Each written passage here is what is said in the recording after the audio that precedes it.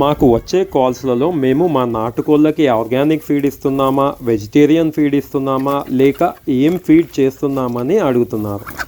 నార్మల్గా చెప్పాలి అంటే కోళ్ళు వేస్ట్ టు ఫుడ్ కన్వర్టర్స్. అవి బయట తిరిగి కనిపించిన పురుగులు, గడ్డి, ధాన్యాలు తిని పెరుగుతాయి. అంటే మనము డైరెక్ట్గా తీసుకోలేనివి తిని పెరుగుతాయి. Example farm waste. ఇలా పెంచడంలో ఎక్కువ కోళ్ళని చేయలేము కనుక వాటికి ఫీడింగ్ ఇచ్చి పెంచాల్సి వస్తుంది. ఇందులో ఆర్గానిక్ ఫీడ్ ఇస్తూ నాటుకోళ్ళను పెంచాలి అంటే ఈ రోజుల్లో ఈ ఆర్గానిక్ ఫుడ్ మనకి దొరకడమే కష్టం అండ్ కాస్ట్ ఎక్కువ. ఇంకా ఈ ఆర్గానిక్ ఫీడ్ నాటుకోళ్ళకి ఇస్తే growing to selling ratio work out అవ్వదు.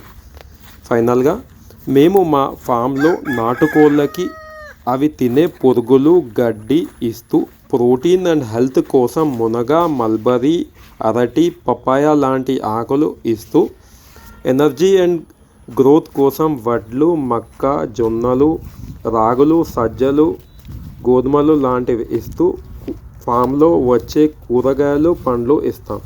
మెడిసిన్గా పసుపు, అల్లము, వెల్లుల్లి యూస్ చేస్తాం.